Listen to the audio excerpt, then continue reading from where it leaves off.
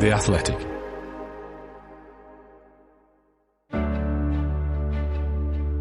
Get ready in Britain and Ireland, all round the world, to stand up and cheer as Damon Hill comes home with insight of victory at the Belgian Grand Prix. His 22nd victory into the bus stop. He is yards away from the finish, followed by his teammate Ralph Schumacher. And Damon Hill wins in Belgium. Fantastic! Eddie Jordan at last, after all his efforts, after fighting his way up through Formula Ford, Formula 3, and even getting a Formula 1 drive himself, founding his own team, sees victory and is now very much one of the top 5. Jordan know how to party at the best of times, and tonight is going to be something absolutely incredible. Heinz Harald Frentzen clears the chicane, lines up the last corner, and Jordan and Heinz Harald Frentzen win in France. Magnificent. Heinz Harald Frentzen wins at Monza in Italy.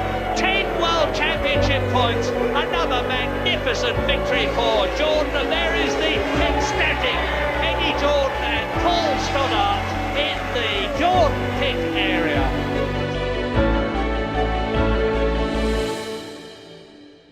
As the F1 world comes to terms with the loss of Eddie Jordan, here at Bring Back V10s, we wanted to celebrate the best of what Eddie and his plucky team achieved in F1 through 14 years with him at the helm.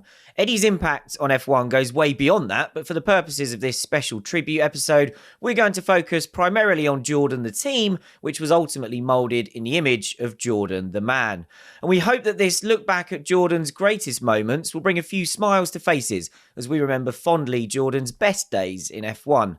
So joining me, Glenn Freeman, to do just that are Ben Anderson and Matt Beer. Ben, let's start this one off with the traditional Bring Back V10s opening question. When you think of Eddie Jordan, what's the first thing that comes to mind? Well, the first thing that comes to mind for me is giving him a lift from a hotel in Malaysia to the circuit in, I think it was 2016. He would have been working for the BBC then, and I was working for Autosport with Lawrence Barretto. And we gave him this lift, and he was yabbering away, as John Noble would say, in the back of this car, trying to elicit as much information from us about Ferrari. He must have had an interview with Maurizio Arrivabene or something for the BBC. He was going on and on and on about Ferrari and where they were at and what was happening. This is quite a long journey, maybe 40 minutes from hotel to circuit.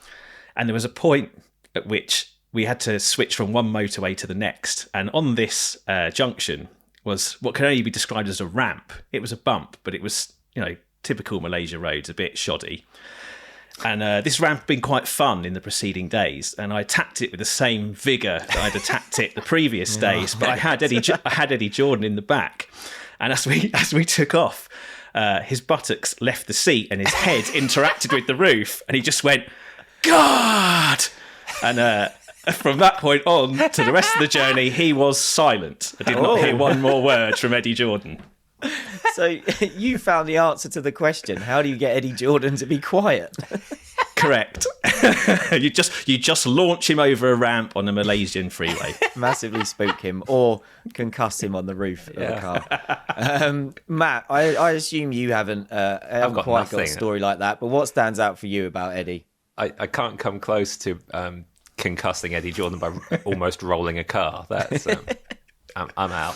No, it's a much more obvious one for me. Like everyone talks about the kind of dance down the pit lane on the day Jordan finally won, but the bit that sticks in my head is like how often the camera caught him on the pit wall in like the preceding half hour, where it was clear that Jordan was going to win this unless they managed to mess it up somehow. And that kind of full body vibration that was going on, and it's a theme I'll come back to a lot in this episode. I think for all of the kind of he was so funny, he had this different character and stuff. He was actually made a winning F1 team, and it was actually going to win, and it was real. And that I'm going to talk a lot in this about Jordan as a serious team, even though it was such a fun one as well. And that was it for me. That pit wall vibration. It's a really good point, because it wasn't just that kind of nervous energy or a bit of agitation. It was you were witnessing a man in full on anguish, just begging that race to end. So and just I I think back to that. I can almost see him like contorting on the pit wall. He looks in total agony. My memory is the jig, the dancing, the flailing arms, the flailing limbs. It was basically man loses control of body through joy of winning first Grand Prix. As you can imagine, we will come back to the 1998 Belgian Grand Prix a little bit later, but let's crack straight on with our top 10 Jordan F1 moments. The way we've done this is our traditional Bring Back V10s top 10 approach, which we do at the end of each series. I put together a short list. I think in the end it had 16 great Jordan moments on it. From that, each of us have compiled our own top 10s. Those rankings are then scored using the current F1 point system and then combined to give us an overall ranking. And we'll now work through from 10 to 1 of that combined ranking. And in 10th place, we have Phoenix 1991, which was Jordan getting a car onto the grid for its first race. And if that doesn't sound that impressive, you have to remember this was back in the pre-qualifying era. They were a brand new team. F1 had seen lots of brand new teams come and go in this era. Jordan turned up, went through pre-qualifying, got a car onto the grid, and it was Bertrand Gachot, and they got him 14th on the grid when proper qualifying took place as well. This got in purely thanks to Ben, who put it 7th on his list. Matt and I didn't include it. However, I will say, Ben, I'm happy this one made it in. It was one of those that I couldn't quite find room for. Right. But I don't think it should be underestimated how big an achievement it was for a brand new team to not just make the 26-car race when that was a real challenge, but they're on the 7th row. It's amazing. Yeah, that's the thing that swung it for me. It's the rarity of that achievement for an outfit that starts life as basically like a wheeler-dealer shoestring operation. And I was trying to think of comparative attempts, pre or subsequent to this, and it's so rare. I mean, you can take the Barrichello, I think, qualifying 11th for Stewart in their first Grand Prix in Australia, but that's with Ford backing and everything else. Toyota made a decent fist of qualifying for their first Grand Prix, but again, that's a manufacturer team. To have like a properly independent, effectively F3000 junior single-seater team join F1 and qualify that high up the grid for its first Grand Prix, I think it's a ridiculous overachievement, and that for me launched it into the top 10. Not something I remember personally, but I just think the gravity of that achievement shouldn't be underestimated. The only reason this one kind of knocks down to a kind of provisional 12th-ish for me, it was a pretty competitive list, was how quickly Jordan made this look not that impressive by its own standards. Okay. Because wasn't this the only time they didn't get a car through pre-qualifying? Because De Cesare... Yeah, he didn't make it. Didn't make it, yeah. Andrea De Cesare's buzzed his engine, didn't he? And so he didn't go through. And I'm pretty sure for the rest of the season, despite being up against 33 cars most of the time, a few dropped out through the year, didn't they? Both Jordans made it to the grid. And the episode when, Glenn, you had Gary Anderson and Sam Smith going through this race... Gary talks about how basically pre-qualifying was some handy extra testing for them after a while because they knew it just wasn't going to be a problem. And I think maybe I should have made this entry like representing Jordan's whole first third of that season. But for me, Phoenix itself, yes, it was impressive. But so many more things about what Jordan did in those 6 months, like the turning up with the 7-Up deal with Fujifilm, not actually big deals in money terms, but how Eddie pulled those off and how determined he was to come in with partners that showed his team was serious. There was so much about this team that was like, okay, a lot of new teams are coming into F1 right now. Most of them are jokes. I'm not going to be a joke. This is proper.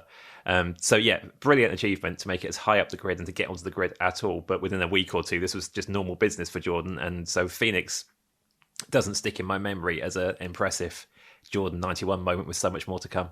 Yeah, I think maybe I judged it more in isolation, because think how many crap new teams there have been in Formula One. Not just before Jordan came in, but afterwards. Not necessarily the sort of semi-works or works ones that I mentioned before, but other similar kind of shoestring, semi-unheard of, almost no-hoper teams, and they performed as you'd expect, woefully. So I just think it stands almost as an aberration that they were able to do this. I know that subsequently they were much better than they might have appeared at that time, but in the moment, no one on that grid would be thinking, oh, we've got to worry about the Jordans. and then suddenly it's like bang, one of them's like mid-grid. I just think that's amazing.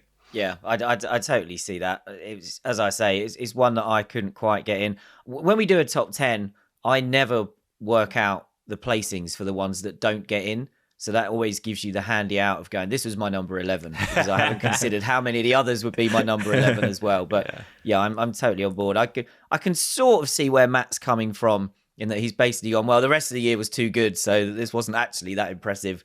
But yeah, I was like you, Ben. I sort of look at it in isolation going, this team turned up and was immediately credible. You also had elements like it was a street circuit. Most of the other teams in pre-qualifying were on Pirelli tyres, which are always good on green tracks and on street tracks. So Jordan's biggest challenge often would be actually pre-qualifying would sometimes be harder than actual qualifying, because that's when you're up against the teams who have a tyre advantage. And I think you can quite often compare Jordan to Sauber, who came along a couple of years later and made a really good impression first time out and during that first season as well. But by the time Sauber turned up, there was no pre-qualifying. They were guaranteed really to get into every race, but they did a great job as well. Let's move on. In 9th place, we have another entry that only one of us picked, and that's Giancarlo Fisichella's starring role but ultimate heartbreak in the 1997 German Grand Prix. This one gets in purely because Matt put it 6th in his list. I am glad you picked it though, Matt, because after I did my initial shortlist and sent it round to you guys, you asked for this one to be added. And I always get really annoyed when we do these top 10s. Edge Straw's normally here as well. He's a bit busy covering the Chinese Grand Prix at the moment.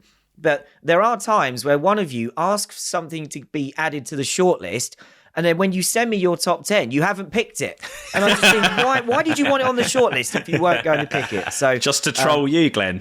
Basically, yeah, and it works. It winds me up. But I was glad once you asked for this one to be included, not only did it make your list, it's actually quite high up. So a very significant moment, a Jordan moment for you. Yeah. So this goes back to what I was saying about Jordan as a serious team that was ready to win, because I was a massive Jordan fan when I was growing up. They really captured my imagination, but I didn't want to just go, yay, look, they've got another 5th place.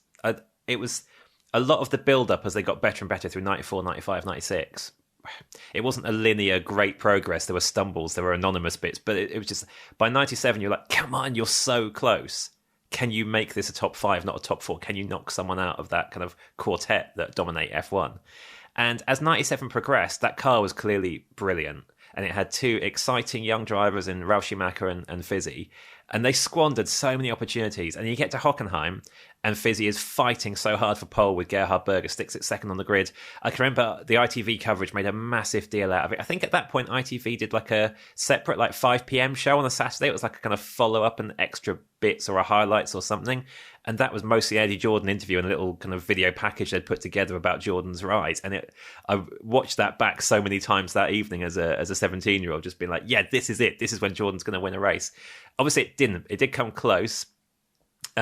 Fizzy was going to get beaten by Berger regardless of getting that puncture. Fizzy wasn't quite fast enough on the one-stop strategy he was on versus a very determined Berger on the 2 that day. But it was a real tangible moment out of all the 97 high points where it was like, no, Jordan's here now. This is not a one-off. Across a number of circuits, Jordan is being quick and it's in the mix in this very up and down year. So it really sticks in my mind as a kind of statement Jordan moment for being a really serious, credible threat to win races. Yeah, I'm not too disappointed that one's made it in. It didn't make the cut for me, maybe just because it's a little bit too what if and this should have happened. Slightly overshadowed by Berger having one of his classic Hockenheim Day of Days as well. There is a bit of a myth around this, isn't there? Some people believe, oh yeah, Fissy was going to win that race without the puncture. As Matt says, that wasn't going to happen. This was going to be a 2nd place, but it would have been an impressive one. Yeah, exactly. But as we've discussed at length on the 97 Revisited series, such a madcap season with so many teams and drivers being weirdly good, weirdly bad, weirdly bad at different moments too. So I think that just that whole mess of that year, and also Jordan being kind of generally credible throughout it, it sort of dulls that moment for me. It doesn't stand out as much because of everything that happened in that season, including with Jordan.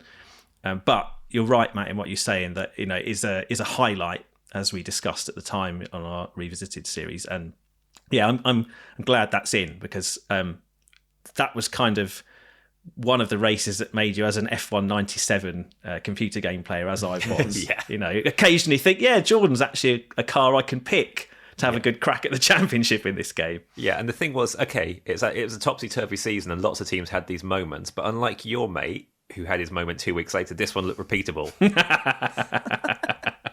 You had to bring that up, didn't you? Can't you let the sleeping dog lie, please? Damon Hill may come up again later in this episode. Let's move on then, because from here onwards, every moment was picked by all three of us, but there's very little similarity in the positions on our individual lists. So it's going to be really interesting to go through these. That doesn't always happen in these top tens. There's normally a few that we agree on. In 8th place, it's Eddie Irvine's F1 debut at Suzuka in 1993, the race where he famously unlapped himself and upset Ayrton Senna in the process, to the point that Senna punched him after the race. We all voted for this one, but it still only really got in because of one of us, really, because Matt and Ben only had this 10th, but I put it 7th. It's the scrap with Senna that makes this for me. It's become an iconic F1 moment that stands the test of time. Without that post-race kerfuffle, I think it's just, remember that time Eddie Irvine sort of weirdly unlapped himself, and we were looking at it kind of out of Damon Hill's rear wing camera from the Williams, and most people would probably go, no, not really, I don't remember that. It's the only reason we remember that time Eddie Irvine unlapped himself is because Senna went and tried to thump him afterwards.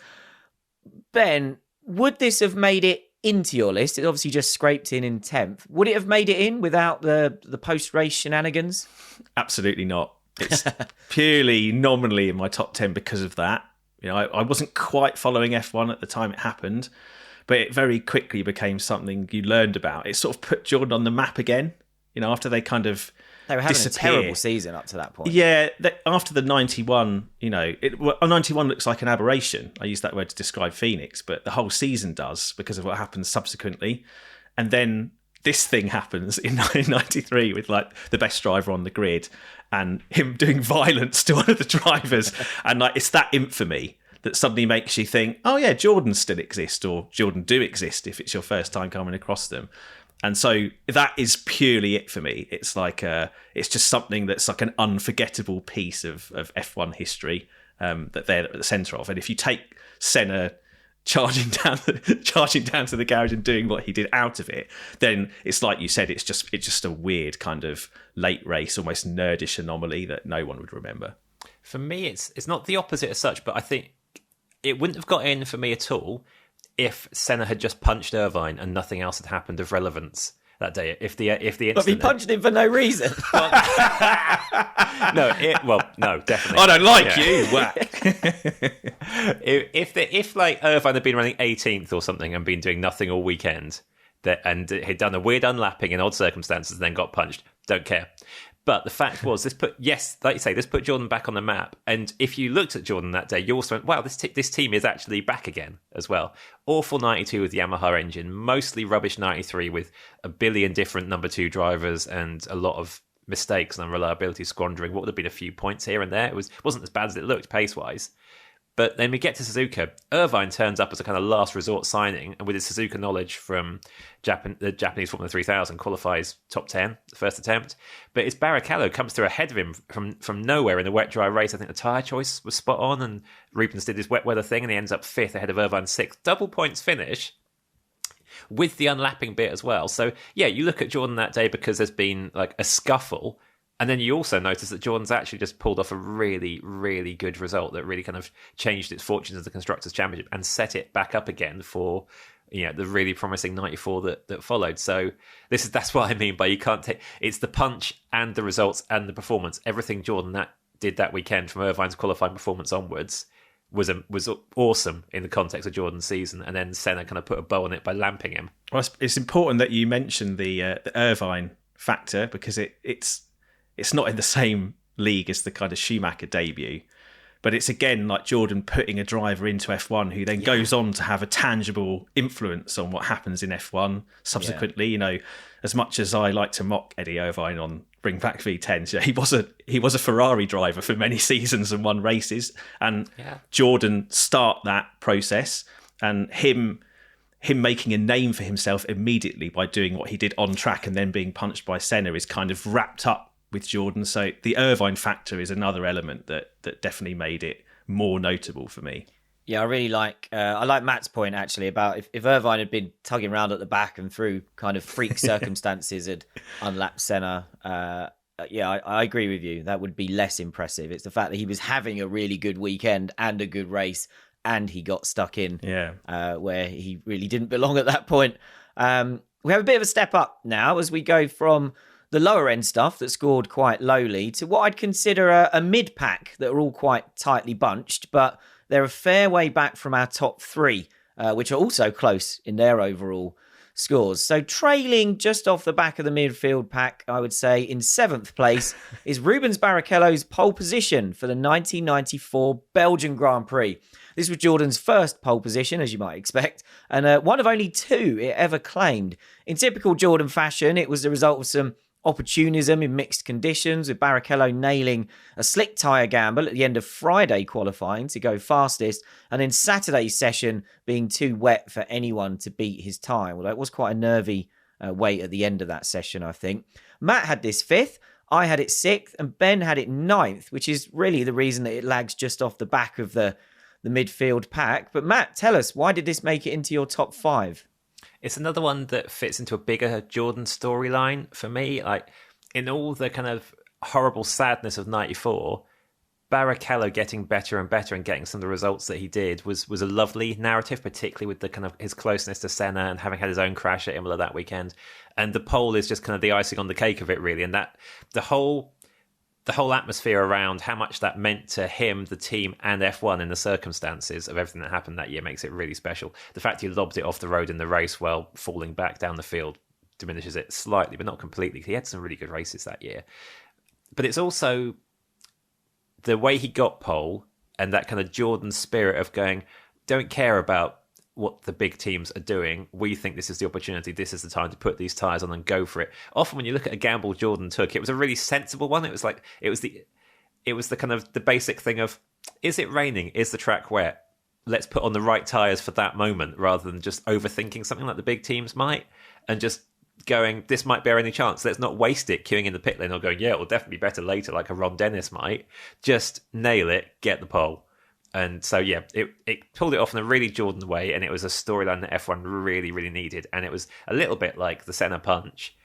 It drew attention to something Jordan was doing really well, a bit under the radar anyway.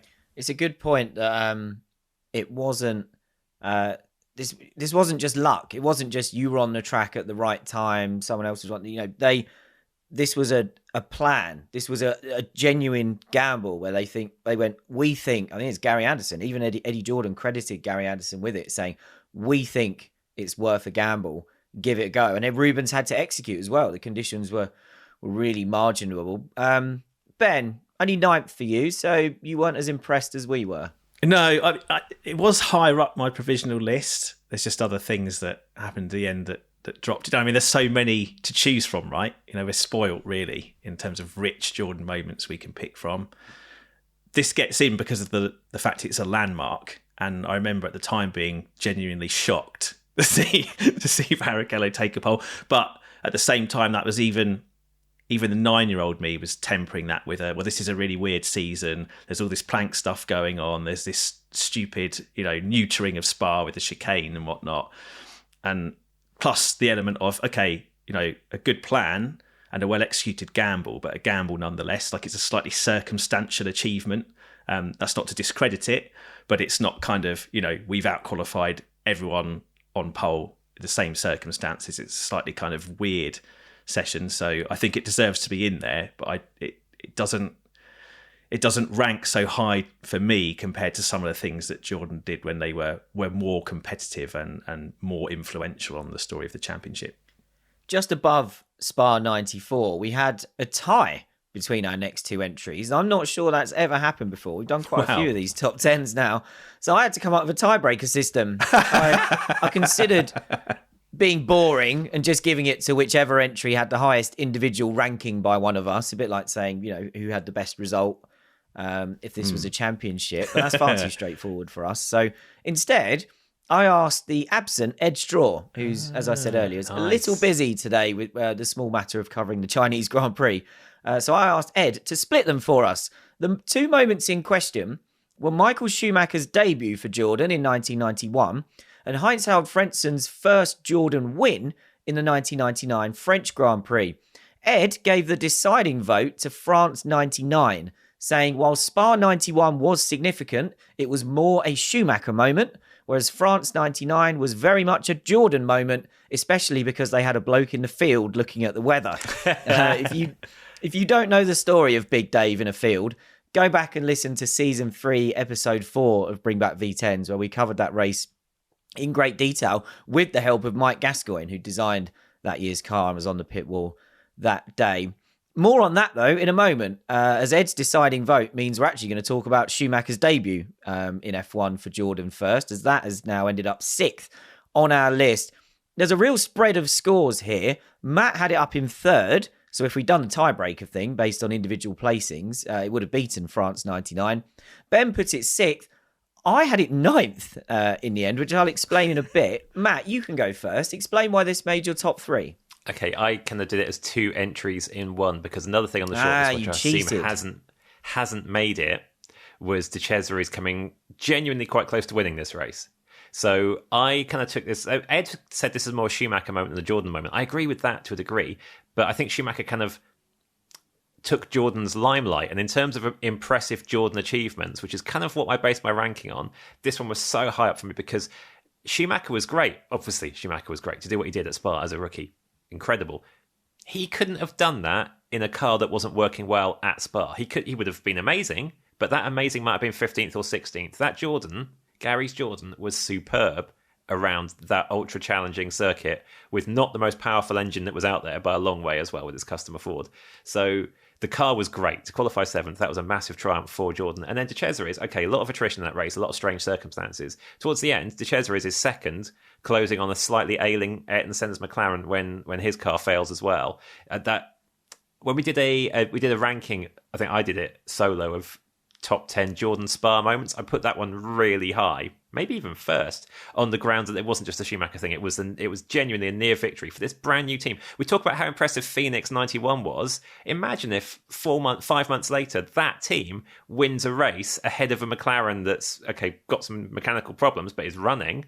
In the era of pre-qualifying, a pre-qualifying team winning the Belgian Grand Prix, it genuinely came within a car failure of being a pretty realistic prospect. And I'm like double caveating that, but it's still huge to even be a realistic prospect. Well, it sounds like you should have picked De Cesaris then, because I did. Yeah, maybe. I was a bit naughty and I intentionally split them. We could have just done the Spa 91 weekend, which would have made it too easy. So but I put them both in. I think that well, there you go. Yeah, Matt spent most of his Schumacher entry talking up De Cesaris. I didn't cheat. I put them both in. I see them as. I don't agree with your logic that it's the Schumacher thing doesn't overshadow that event in terms of a Jordan story. Yeah, exactly. And like the De Cesaris is the other half of that. Even if he doesn't manage to overhaul an ailing Senna in the what if and finishes 2nd, even a pre-qualifying team finishing 2nd in that race amazing. Is like, that would be a standout moment forever. So I see it as all wrapped up together. And the Schumacher thing is, I had De Cesaris in my top 10. Obviously, you guys didn't, but I see that as kind of like the sort of hidden story behind the Schumacher thing. That obviously, the lore of Schumacher takes over that whole story. But the very fact that, again, Jordan does what it later does with Irvine, except without the punching and maybe a slightly more impressive performance in many aspects. They take a punt. Okay, Schumacher might be seen as a massive punt, exactly, but they put him on the grid. They give him the opportunity to show the world what he's made of, and at the same time, put Jordan, continue this narrative, the amazing narrative of Jordan's first season, like putting them properly on the map as a serious, credible team to be reckoned with. So they're sort of two halves of the same coin for me, and you can't have one without the other. The Schumacher thing just gets obviously gets in because it's Schumacher and everything that follows. It's just so famous, isn't it? To explain my low ranking a bit more, when I started putting this list together, I thought I'd have Schumacher's debut really high on the list. I penciled it in early, quite high up. But then every time I came to something else and I'd kind of put them head to head, I'd always go, actually, I think that one's better than the Schumacher debut. And I just kept finding things that actually I felt were more significant, probably like Ed said, more significant to Jordan. Michael Schumacher's debut is a seismic moment for F1 and in F1 history. But I think I had to mark it down in terms of a Jordan moment because he only did about 4 corners in the race. And this doesn't affect the ranking, but it's also been forgotten over time that he was only actually 8th fastest in qualifying, and he got bumped up to 7th because Riccardo Patresi's reverse gear didn't work in his Williams. Ed's not here to do irrelevant facts, so I thought I would instead. As we've already established then, in 5th place, we have Heinz-Harald Frentzen winning the 1999 French Grand Prix. I had this up in 4th. Ben had it 5th. Matt only placed it 7th. I have to admit, I thought if any of us were going to rank this one lowly, it would be Ben, because the French Grand Prix in 1999 was also, I think, the worst moment of Damon Hill's entire F1 career in the other Jordan. But Matt, I have to ask you, what have you got against the 1999 French Grand Prix? Similar to the Phoenix 91 rule, I just couldn't get that excited about France 99 when I weighed it against what happened later in 99. Brilliant strategic achievement to pull that off. Brilliant drive as well. Frentzen carrying an injury from the big crash in Canada. Whoa. It wasn't a brilliant drive. No, yes, it was. With that. He was tugging around in that front. He spent all the race getting overtaken by Mika Häkkinen. He was carrying twice as much fuel as everyone else. Not for all of the race. Yeah, true. Rubens Barrichello was the most impressive driving performance of that day, I would argue, before things went wrong for Stewart. But I love it, but it was still in the element of clever strategic fluke, whereas Jordan later that year was about to get genuinely really, really, really good. Ben, I'm interested there. You were basically railing against Matt, who is the person who put this, this lower.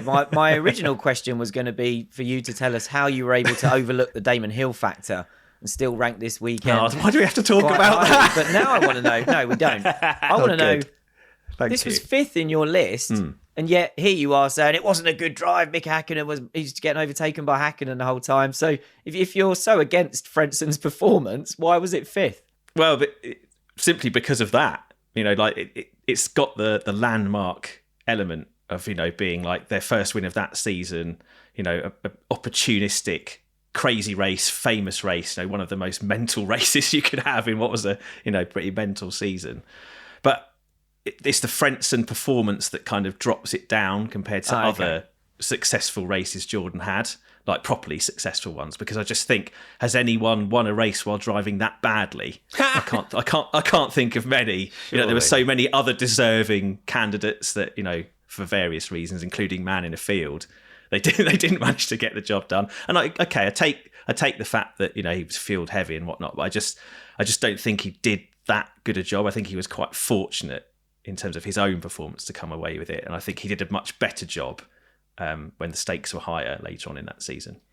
Okay. In 4th place then, just ahead of that tie for 5th, it was very close. It's another Jordan wet weather victory. It's the 2003 Brazilian Grand Prix, which was eventually won by Giancarlo Fisichella after Kimi Räikkönen was incorrectly declared the winner on the day. Ben had this up in 3rd. I had it 5th, and contrarian Matt only put it 8th. Whoa! Ben, let's come to you first. Given all those things you just said about Frentzen and it being a lucky win, what got this one so high up that it was on your podium of Jordan moments? This I think you could make an argument for putting number 1. I'm surprised Matt has it so, because for me it's just like it encapsulates everything about Jordan. Like it's the quintessential Jordan F1 race, because you've got, at that point they're in their almost terminal decline, so the car's terrible or unfancied, driver lineup's not stellar, you've got a crazy race of crazy circumstances, you've got opportunism allied to a bit of strategic thinking, you've got Fisichella actually making a move on Raikkonen when he makes a mistake to take the lead. He doesn't inherit it exactly, like he's there to take advantage, and it's only the kind of monster shunting of Webber and Alonso that kind of curtails the race and creates the madness. But then you've got the madness of the result that isn't given. You've got the car catching fire in the pit lane as well after the race. It's just got a bit of everything, like just a complete like madcap race, so and a madcap Jordan in many ways. Yeah, to me, it absolutely sums up Jordan's whole kind of F1 story in one race.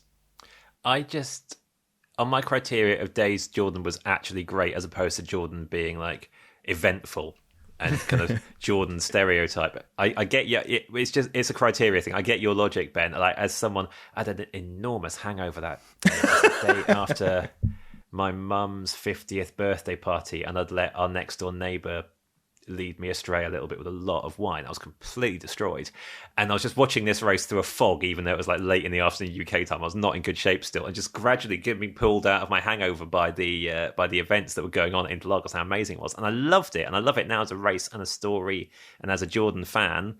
But Jordan, like you say, was in its decline phase. Jordan was not a fun team to watch or root for by this point. There's a lot of maybes in it as well. I think the car catching fire at the end, great for a storyline, but didn't exactly make, a lot of those pictures of Jordan winning that race of a car ablaze in Parc Fermé. It's not a good, it's a fun look, but it's not a good look. Or being handed the trophy at the next race. A week later. Yeah, it's just a bit too, the whole thing is a bit too scruffy. Yes, it was really well earned in that Fizzy was mega in that race as the conditions changed. Jordan pulled exactly the right strategy of getting the car filled up to kind of give it more options as things played out. Both brilliant call, brilliant driving in a car that was not quick. But also, like, had it run its full distance, would he have held on to that as like Raikkonen and McLaren sorted themselves out? Probably not. I think so, because Raikkonen would have needed to pit, wouldn't he? Like, his front tyres were gone. Yeah, I so I think it's that element of like Fisichella making the most of the tyre difference. Like, Schumacher crashed, didn't he, in that race? Went off on the river. So I feel like there's an element, to me, compared to the Frentzen win in Manicourt, there's this element of Fisichella, credit to him, actually making it happen. Yeah, it's not all circumstantial, even though I accept the race is very circumstantial and mad. There is this element of like Fisichella in a rubbish car actually kind of seizing his opportunity. This is another thing with this. I couldn't decide whether it made me rate it higher or lower. Is the fact other people did that strategy. It could have been a Jos Verstappen Minardi win because they were exactly the same tactic, but Jos shunted it. And I yes, in a way that. In a way, that's more good for Fizzy and Jordan because they got it to the finish, and Jos, I think Olivier Panis's Toyota was on the same thing and possibly broke down, can't remember. But anyway, it wasn't only them on that strategy, but they made it happen. But also the fact that it could have been a race Minardi won pulls Panis it down crashed. a bit for me. Panis crashed and broke the rear wing. Yeah. Yes, that was it, wasn't it? Yeah. The fact it could have been a Minardi win pulls it into the realm of anyone a bit random could have won this race, as opposed to the other Jordan wins I see as a race Jordan had to be in a front running position with a good car to actually pull that off. Yeah, I went down the route of I love how crazy it is, but I couldn't place it. It was the lowest placed of the Jordan wins for me because I felt all the others were a bit more credible. I love this. Oh, you're so boring, you two. Boo. And I do think it's significant. It wasn't purely everyone else fell off and he was the last one running. The fact that he drove up to the back of Raikkonen and then Raikkonen makes that mistake, and you have that moment coming down the hill where he passes him. That does legitimize it more than this being just a total freak. Yeah. But yeah, I like the summary of it. It's kind of Jordan's entire F1 existence in a nutshell in one crazy rainy afternoon. Let's move on then, because as I mentioned earlier, there's quite a big gap between our top three and the rest, but the podium places were really tightly contested. This was one of the most varied top 10s we've ever done on Bring Back V10s, so perhaps we just need to always relegate Ed to the role of tiebreaker more often. It's definitely his fault. It's not just that, as Ben said, we were spoilt for choice with so many great options that you really could come up with so many different lists from Jordan's greatest moments. In third place, just missing out on second, it's Heinz-Harald Frentzen taking pole position for the 1999 European Grand Prix at the Nürburgring. Ben had this 4th on his list. I put it 3rd, and this was Matt's number 1. Wow. So Matt, tell us, what made this the greatest moment in Jordan's F1 history for you? The failure. Oh, you're saying that like it was a controversial choice. No, not at all. No, it's that Saturday afternoon, first 20-something laps of Sunday combo, again by this criteria of when Jordan was at its most credible and impressive. And this was a proper, there was weather involved, but this was so legitimate. Like, Frentzen had a really troubled practice. He was really short on mileage that weekend.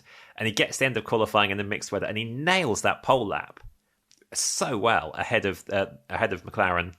And it was a poor Ferrari weekend, but this was a McLaren Ferrari season, and Frentzen does that. And then in the race, with the showers coming and going in the first half, until he flicks the dodgy switch, which is takes the shine off it a little bit.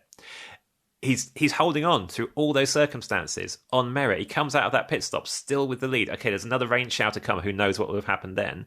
But for that period, from that final minute of qualifying through to when he switches the car off by mistake, because of the point situation, at that point, you believe that Frentzen and Jordan can at least take the title fight to the final 2 rounds. Whether they win it or not, massive question. They wouldn't have done with what happened next. But that is the time in Jordan's F1 history when it is a 100% legitimate championship contender. The Monza win, which I expect might crop up soon, that at that point, he's closing in on the points. It's looking interesting. But this is the result. It's like, that's going to just pull him right up equal. McLaren and Ferrari messing us up. Frentzen and Jordan are in this for real on merit with great strategy, quick car, great driver. Yeah. And for me, that is my Jordan peak. Yeah, I had this 3rd, and really for the same reasons, that it was after that pole position where I suddenly went, this is real.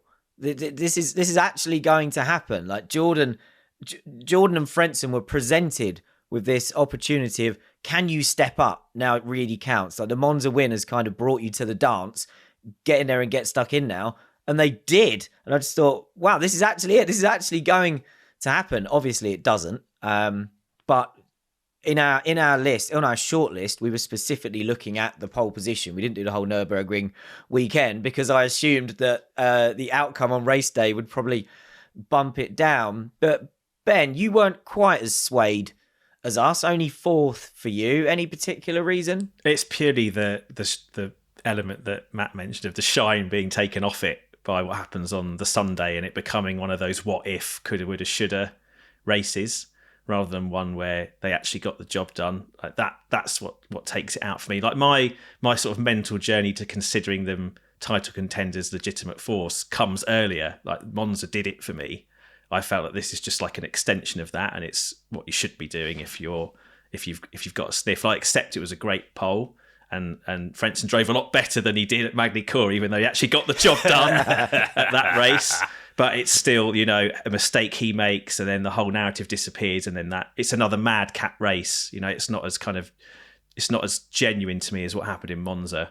So those few extra factors just relegate it for me, but it still stands out. Like at that point, all of us are watching the closing stages of that season and that race, thinking, "Wow, like Jordan could actually get themselves properly into the fight here. They could do it." And then, of course, it doesn't happen because of Frentzen and just it not being meant to be. But you've also got the Irvine element in that race. You've got, I know you're saying it was based on the qualifying and not the race, but I couldn't separate the two things in my own head. There's so much else that goes on in that race that kind of almost drowns that out for me.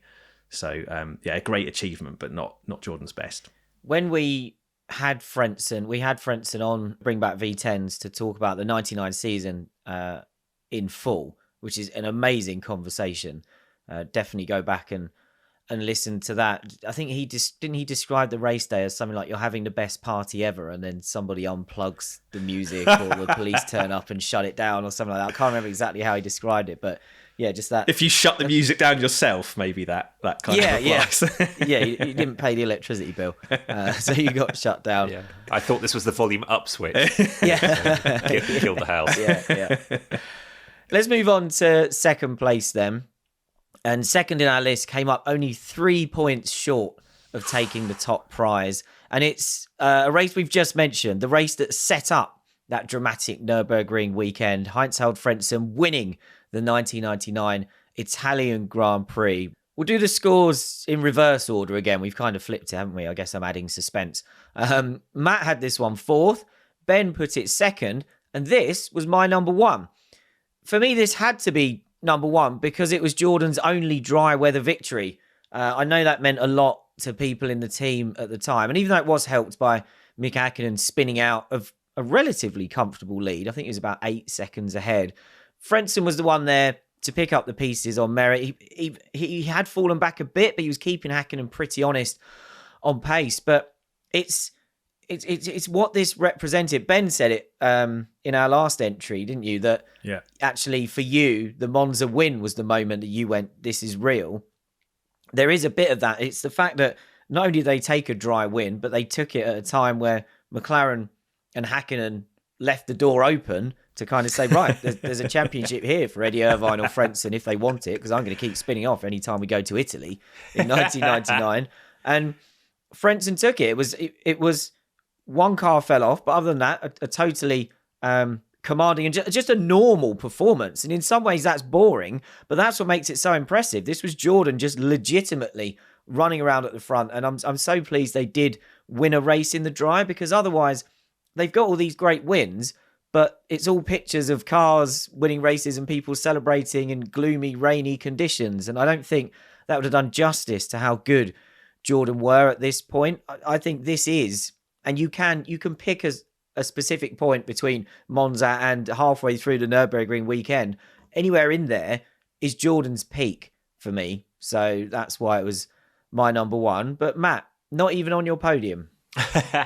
This is all about the timing of the peak. Ben puts it here, I needed a bit more. It's because he's still, this is great, but he's still 10 points behind. If you're looking at it in terms of Jordan looking like a title contender as their pinnacle, not Jordan winning a race in the dry, which is, a great pinnacle in itself, he's not quite there yet. I didn't believe it. I was like, 10 points is close, but you've still got Häkkinen and Irvine to overhaul. They're not going to keep doing stupid stuff. Yeah. And then first half of the Nürburgring race, it's like, oh, they are. They actually are. He's going to come away from this level on points with them because they're not even going to score. So that's why I put Nürburgring higher up as like a more legit, now Jordan can win this championship moment than Monza. But Monza was great. He did see off, Frentzen saw off everyone apart from Häkkinen, who saw himself off. Just an impressive achievement. But it was part 0.5 of this particular story for me. Yeah, to me, it is kind of the best sort of aggregate performance in Jordan's history. You've got the front row qualifying, you've got the dry conditions, you've got the move he pulls on Zanardi to get back ahead of the Williams. I think it was Zanardi. And then, he's, like, as you say, Glenn, he's in the mix. Is Häkkinen's race. That's the one element that kind of drops it down slightly, is that, he's not out and out ahead. It takes Häkkinen throwing it off the road to give him the window of opportunity. But nevertheless, it's a great performance in legitimate, proper conditions, not really aided by kind of too much randomness. And for me, it was like, okay, now they are a serious, credible title contender. Yeah, my personal journey was slightly ahead of the Nürburgring. But again, like you say, this is one you could legitimately put number one. I'd say there's kind of 3 or 4 moments we've discussed that could be number one, and I'm not surprised actually that it's such a close race, because we're just spoilt for choice. If cars falling off to present an opportunity for Jordan to win a race gets it marked down, I may be about to take issue with your number one pick, Ben. Surely not. So let's move on to number one. By this point, you've probably guessed it, but it was very close in our overall scores, which I think is a sign, as Ben said, there were so many great moments. There are so many different ways to put these lists together, but a narrow victory is going to the 1998 Belgian Grand Prix, where Jordan claimed its first win with Damon Hill and Ralf Schumacher completed a 1-2, which led to Eddie Jordan dancing like a maniac on his way to the podium. We all had this on our individual podiums. How could you not? But only one of us put it first. And for regular listeners... who could that be? Yeah, I wonder. Regular listeners or viewers, now we're on YouTube. Hello to everyone who's watching this on YouTube, on the Bring Back V10s channel. It will come as no surprise that it was Damon Hill's superfan, Ben, who put this number 1. Meanwhile, I had it second and Matt had it third. Ben, you said there that there were 3 or 4 that could have been number 1, but deep down, a Damon Hill victory, was this ever in doubt, or is there more to it than that time Damon Hill won a race for Jordan? I mean, that's a big part of it. Obviously, I know I'm kind of repping my Jordan 191 spec hoodie, but I should be wearing yellow, really. Bitten and Hiss's yellow for this moment. This was the closest I could get, black and yellow. Oh, nice. Yeah, you got some black and yellow. It's that, plus it's a Mad Cat race, plus it's a 1-2 result, plus it's the first win for the team. There's the element of like Damon redemption for me personally, but that's less important, obviously, to everyone else, particularly you two. But then also it's the foundation of both of you mentioned your at the top of the show, the moments that you first think of when you think of Eddie Jordan, and it comes from that race. So I think it's seminal, isn't it? It's absolutely like Jordan putting themselves on the map properly after so many kind of almost moments, near misses, kind of flirting with it. Beforehand, plus it's got Damon's final Grand Prix victory, just the icing or the cherry on top of the icing on top of the cake for me. And his terrible podium leap where he looked like he was trying to do a Schumacher, but I think Damon's even admitted he was a bit cold and wet by then, so he didn't do a very good job.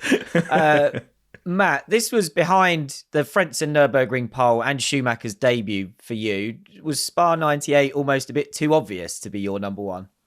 No, it wasn't. Sometimes that is my reason for doing top 10 choices in the order I do, just to be a bit arsey.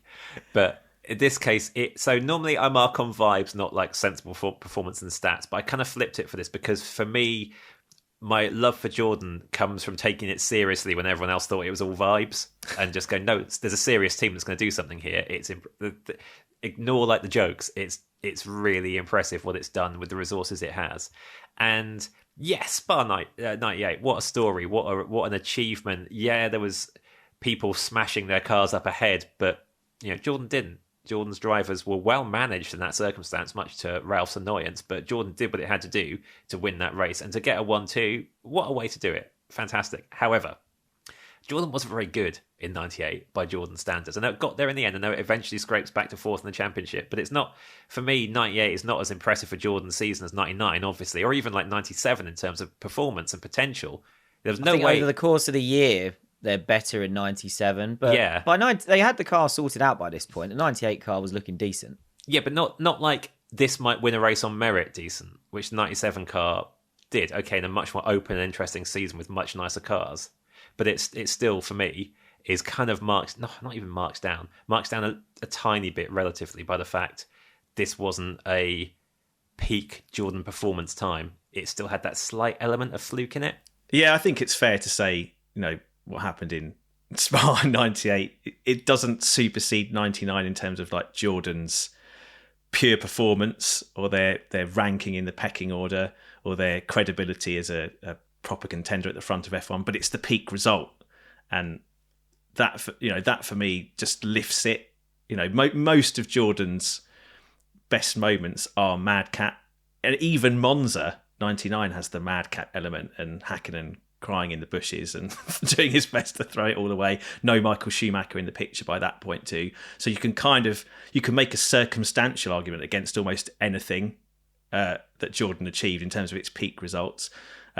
So the fact that they got both cars home and never got close to achieving that same level of peak result, plus Damon, obviously, that lifts it for me. Well, I was going to say, nice one, Damon. When the car was really good in 1999, whose fault was it that they never got close to taking a 1-2? Well, yeah, exactly. It just like every driver, eventually you tip off the peak, don't you? I don't think even I can argue that Damon was at his best, probably even in 98, but certainly by 99 he was his goose was well cooked. Yeah, even eventually you get to the point where you tip off the peak and then you end the season by parking a healthy car. This isn't And fair. you call was his worst part, and I was thinking when you said that, I was like, hey, did Park that completely healthy car just thrown in the gravel at Suzuka as well? But at least he didn't try to just continue his F1 career belligerently like Jacques Villeneuve did. So there's a certain element of class Strange. to the way he exited. I was about to say, we're being very unfair on Damon here, because this is meant to be a celebration of Jordan, and we're only really being mean to Damon because we know it gets under Ben's skin. And then Ben has taken a shot of his own. I do think, as we're discussing Spa 98, which we have done a full episode on, we had then ITV pit lane reporter Louise Goodman joined us for that, and that's really interesting because she used to work for Jordan before she got her TV gig, so she was very close to Eddie and the team and knew the new team inside out, really. So that's a great listen to go back to now while we're all thinking about great Jordan moments. But I feel that we should have a quick moment. You talked about them getting 2 cars home, first and second. There was obviously, to make this a bit more Jordan, to add some more chaos, we had obviously the team orders stuff with Ralph being told to hold station and all the doubt around if he actually would. Even that has been made more iconic because there was a documentary crew following Jordan that season. They had access to the radio. So on YouTube now you can hear the radio transmissions of Sam Michael, who was Ralph's engineer at the time, trying to get Ralph to obey the order. And it's a long time before Ralph responds. And I think in the end, he does something like he just says, "Okay, Sam," and that's it. I've spoke to Ralph about this when he was in the DTM, when I was covering it.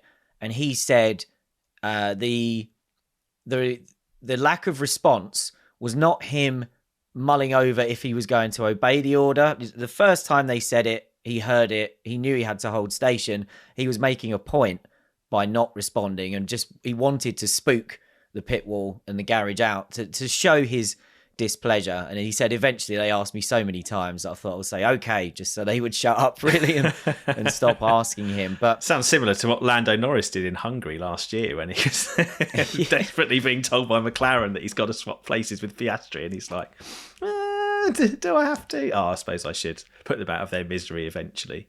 Yeah, very true. I would say the Jordan communications are more direct than Lando got that day, but we're going massively off piste here. I think does that element add anything to this? Ben, obviously we didn't have TV, we didn't have radio broadcasts on TV back then. If you'd been watching that as a Damon Hill fan and you were hearing the radio at the time and you were hearing that Ralph isn't responding, would you have been even more nervous than I imagine you were watching it at the time? Yeah, it would have been. Yeah, absolutely. There's always in Formula One this element of protecting the result, using team orders when you have to, one driver subjugating to another in certain circumstances, whether it's, title on the line or late season opportunity, or in this case, like, wow, we're just going to get the best result we'll ever get. Like, let's not mess it up.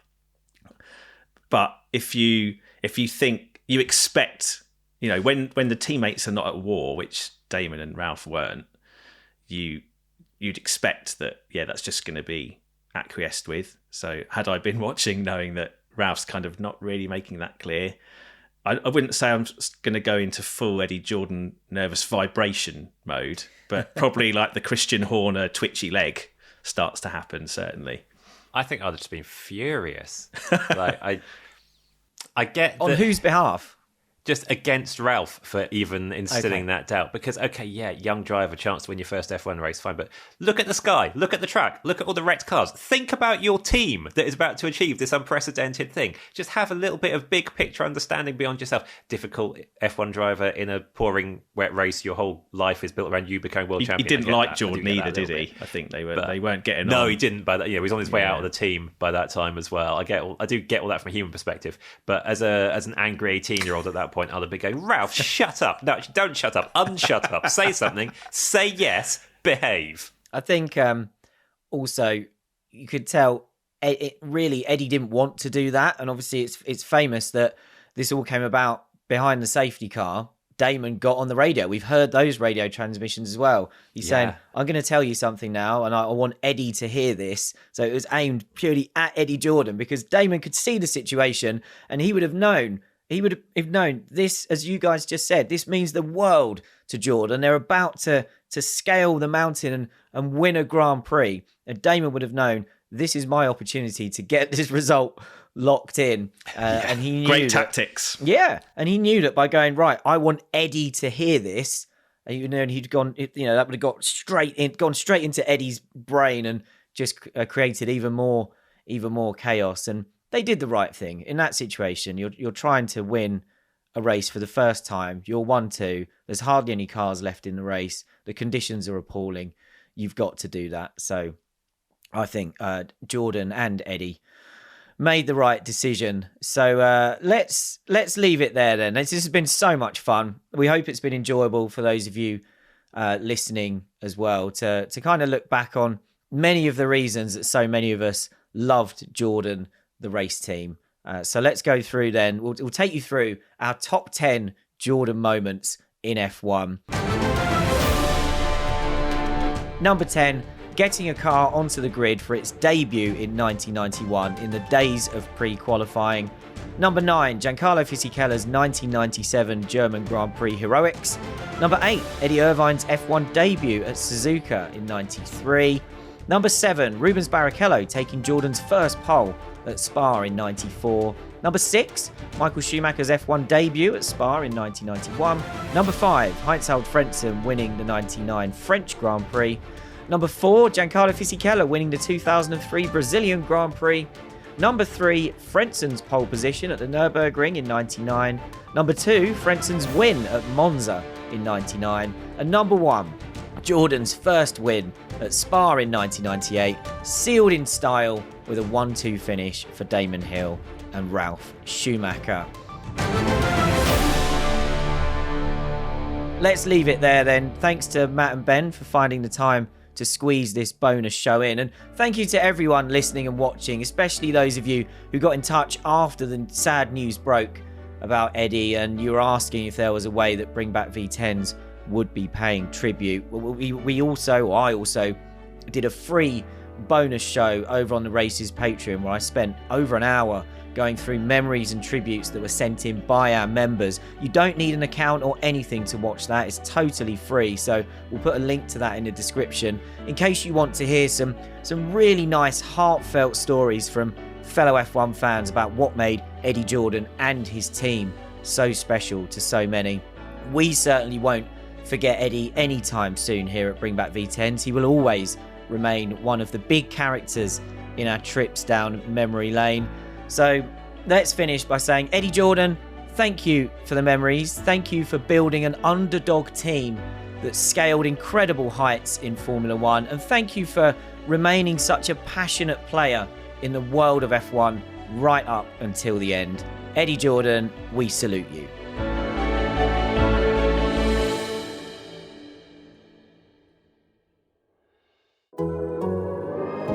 The Athletic.